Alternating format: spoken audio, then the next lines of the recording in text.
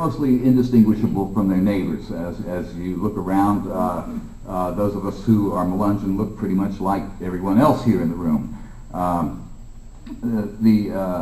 The other groups that I mentioned earlier, the other mixed ethnic groups, have largely assimilated into the larger population, and the Melungeons did so as well. But the difference with the Melungeons is, and again I go back to the outdoor drama as a reason for that, the Melungeons began to identify themselves as Melungeons. It was a slow process. Not everybody did it all at once. Some people never did, but it was a situation where all of a sudden they had a reason to be proud of their ancestry. That there was some outside reinforcement, and so these people began identifying themselves and taking some pride in their heritage. Nowadays, most people are identified as Melungeons by themselves rather than by their neighbors. Just a generation or two ago, you were a Melungeon because your neighbors called you a Melungeon. But now, the Melungeons are largely self-identified. And, you know, pretty much, as I said, since we don't look all that different from anybody else, the only way most people know that we are Melungeons is that we tell them that. Research on the Melungeons was really late in starting. There were people who wrote about the Melungeons as far back as the late 1800s. There were people who were trying to figure out where the Melungeons came from. In the 1940s and 1950s, researchers such as William Gilbert, Calvin Beale, and Edward Price wrote about the Melungeons from their own perspectives, depending on their disciplines.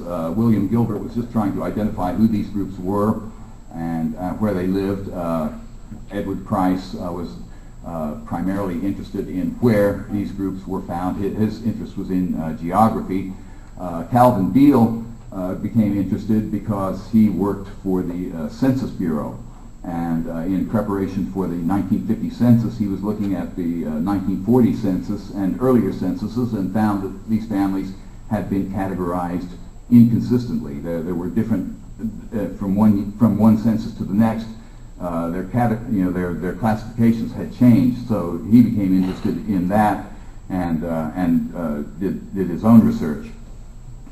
In the 1980s, the Gowan Research Group, which was headquartered in Texas, was looking at the Gowan, Goins, Goin. There were many variants of the name Goins, but they were studying this family, which is unique in that of all these mixed ethnic groups that had been identified in the 1940s and the 1950s, the Goins family seemed to show up in just about all of them, and so there are people who believe that the key to the mystery of the Melungeons and these other groups might very well lie with the Goins family. So the Gowan Research Group had research going on in the 1980s.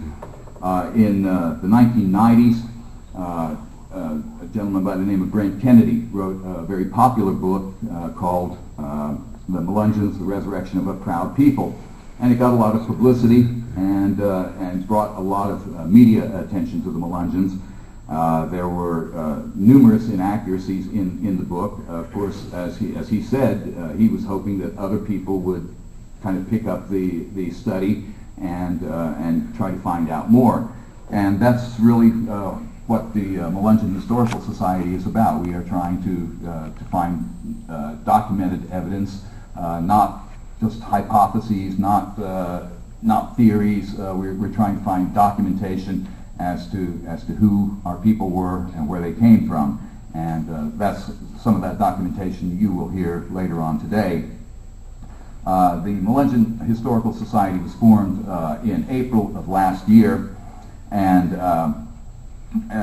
our goal, as I said, was to try and bring a scientific approach to the study of Melungeons, rather than just relying on legends and folklore and some fairly far-fetched theories. The people in the Melungeon Historical Society have been doing research tracing families back through genealogy, and also using DNA technology, which is something that a few years ago was economically not feasible for individuals, but the ability to do DNA testing has become it's much more accessible now. As a matter of fact, there are DNA kits here available. Roberta Estes will tell you more about those a little bit later. Many scholars believe that there is a denial among Melungeons about their African ancestry today, and of course that's a tradition that goes back many years. To admit to African ancestry in generations past was to guarantee that you were going to be a second-class citizen, that your children were not going to have educational opportunities that others had.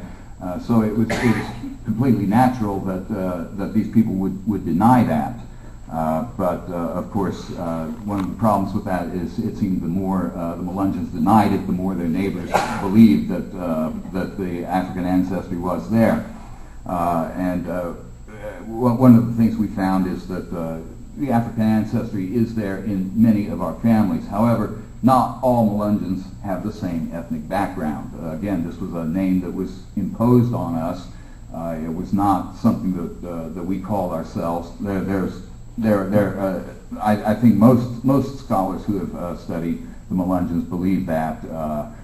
There was one theory that said the Melungeons actually originated that name themselves, but most scholars believe that the word came from outside, and to this day we're not really sure what the word means. A little bit later on I'll talk a little bit more about the term Melungeon.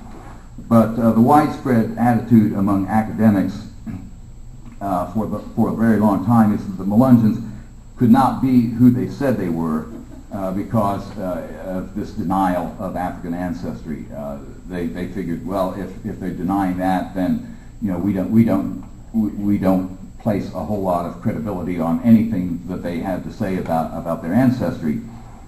The mythology about the Melungeons it continues. There has been a lot of research done on Melungeons, some of it very good, some of it not so good.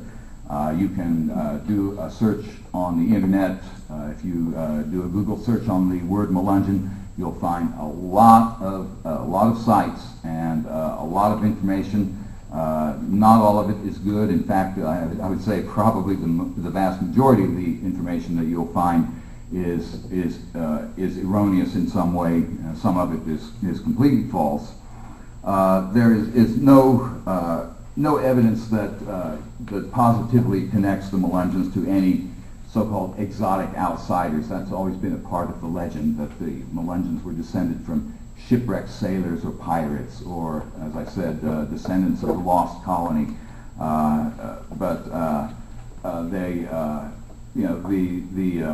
The research that has been done in recent years tends to show that we're basically an ethnic mix that occurred in colonial times among people who were a little bit outside of the mainstream of society.